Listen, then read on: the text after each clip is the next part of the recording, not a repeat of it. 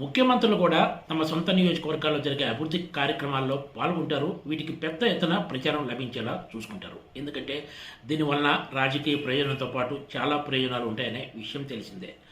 ఆంధ్రప్రదేశ్ ఉప ముఖ్యమంత్రి పవన్ కళ్యాణ్ మాత్రం ఈ విషయంలో రివర్స్ గేర్లో వెళ్తున్నట్టు కనిపిస్తుంది.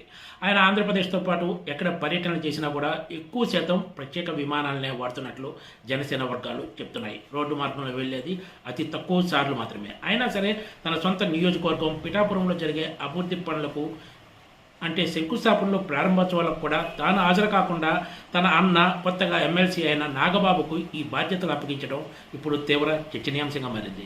ఈ మేరకు జనసేన గురువారం నాడు అధికారికంగానే ఈ ప్రకటన వెలువరించింది. ఎమ్మెల్సీగా ఉన్న నాగబాబు ఏప్రిల్ 4-5 తేదీల్లో పిఠాపురం నియోజకవర్గంలో వివిధ అభివృద్ధి కార్యక్రమాల్లో పాల్గొంటారంటూ జనసేన ఒక ప్రకటన విడుదల చేసింది. ఇది చూసిన నాయకులు అధికారులు కూడా విస్మయం వ్యక్తం చేస్తారు.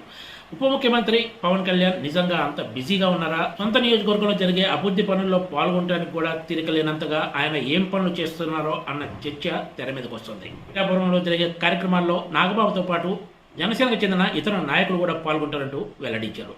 ఇటీవల ఎమ్మెల్సీగా ఎన్నికైన నాగబాబుకు ఉప ముఖ్యమంత్రి పవన్ కళ్యాణ్ చూస్తుంటే తన సొంత నియోజకవర్గం బాధ్యతలు అప్పగించినట్లు కనిపిస్తుంది. దీంతో ఆయన ఇక నుంచి అక్కడ అన్ని వ్యవహారాలు చూసుకునేలా ఉన్నారనే చర్చ కూడా సాగుతుంది. గత నెలలో పిఠాపురంలో జరిగిన జనసేన ఆవిర్భావ సభలో నాగబాబు చేసిన వ్యాఖ్యలు రాజకీయంగా పెద్ద దుమారం రేపిన విషయం తెలిసిందే. గత ఎన్నికల్లో జనసేన అధినేత పవన్ కళ్యాణ్ గెలుపునకు పిఠాపురం ప్రజలు జన సైనికులే ప్రధాన కారణమని, అలా కాకుండా పవన్ కళ్యాణ్ గెలుపులో తామే కీలకమని ఎవరైనా అనుకుంటే వాళ్ళ కర్మ అంటూ వ్యాఖ్యానించి కలకలం రేపారు. ఆయన ఈ వ్యాఖ్యలు టీడీపీ మాజీ ఎమ్మెల్యే ఎన్నికల ముందు వరకు టీడీపీ నియోజకవర్గ ఇన్ఛార్జిగా ఉన్న వర్మను ఉద్దేశించి చేసినవే అన్న విషయం ప్రతి ఒక్కరికి తెలుసు. వర్మను ఉద్దేశించి నాగబాబు పిఠాపురం సభలో చేసిన వ్యాఖ్యలపై టీడీపీ అభిమానులు సోషల్ మీడియాలో పెద్ద ఎత్తున అటాక్ చేశారు.